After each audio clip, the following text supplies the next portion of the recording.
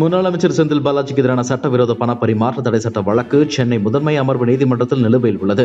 இதனிடையில் அமலாக்கத்துறை வழக்கு விசாரணை தள்ளி வைக்க கோரி செந்தில் பாலாஜி சென்னை உயர் நீதிமன்றத்தில் மனு தாக்கல் செய்திருந்தார். இந்த மனு விசாரணைக்கு வந்தது. அப்போது அமலாக்கத்துறை தரப்பில் சட்டவிரோத பண பரிமாற்ற தடை சட்ட வழக்கு தொடர்பாக விசாரணைக்கு செந்தில் பாலாஜி ஒத்துழைக்க மறுக்கிறார்.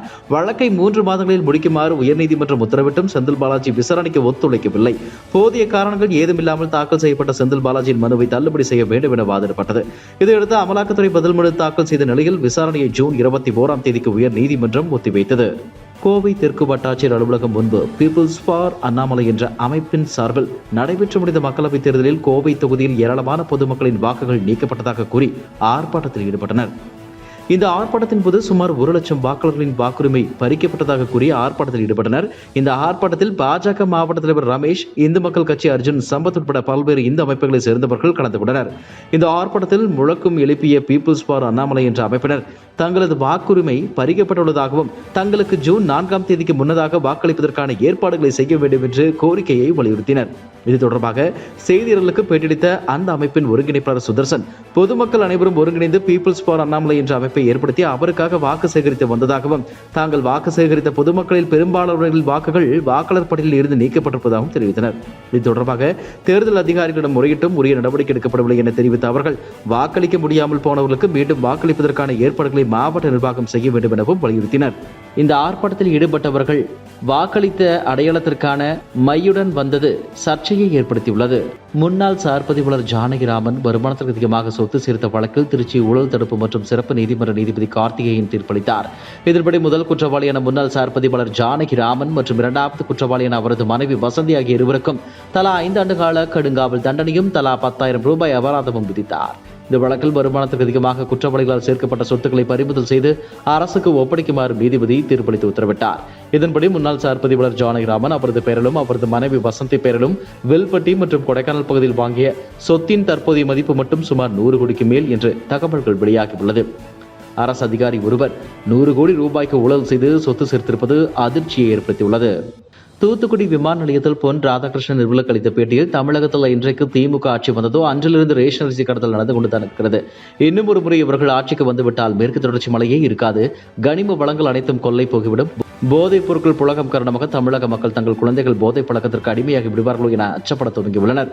இதற்கு காரணம் திராவிட மாடல் அரசுதான். மோடி 3வது முறையாக பிரதமராவதை 140 கோடி மக்களும் விரும்புகிறார்கள். இன்று நடைபெறவுள்ள 2ஆம் கட்ட தேர்தல் தேசிய ஜனநாயக கூட்டணிக்கு ஆதரவாக இருக்கும் என கூறினார்.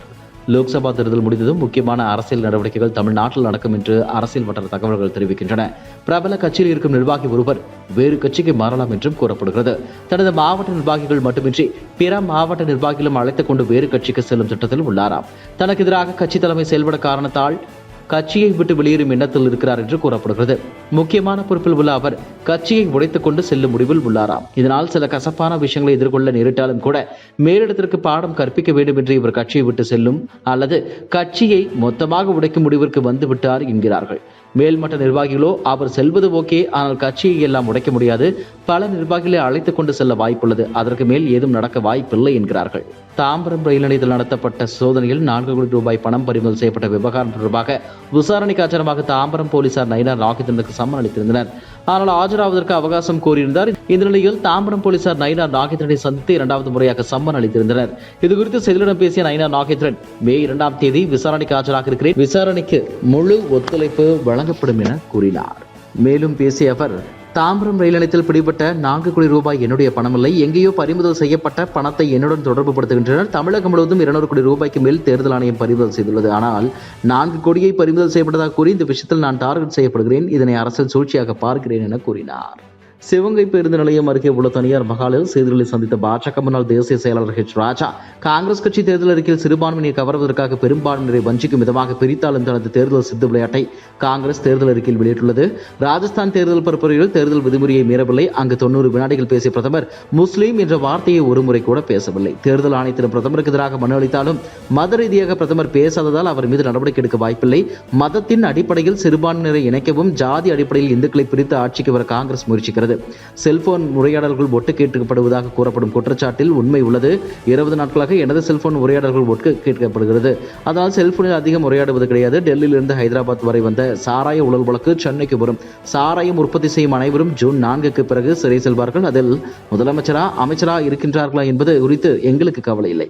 மணல் குவாரி வழக்கில் ஈடியில் ஆஜரான IAS அதிகாரிகளுக்கு பல தகவல் தெரியும். உச்சநீதிமன்ற உத்தரவின்படியே IAS அதிகாரிகள் ஆஜராகி உள்ளனர் என அவர் தெரிவித்தார். இதுபோன்ற செய்திகளை மேலும் தெரிந்து கொள்ள எங்களது யூடியூப், Facebook மற்றும் Twitter ஆப்களை சப்ஸ்கிரைப் செய்யவும்.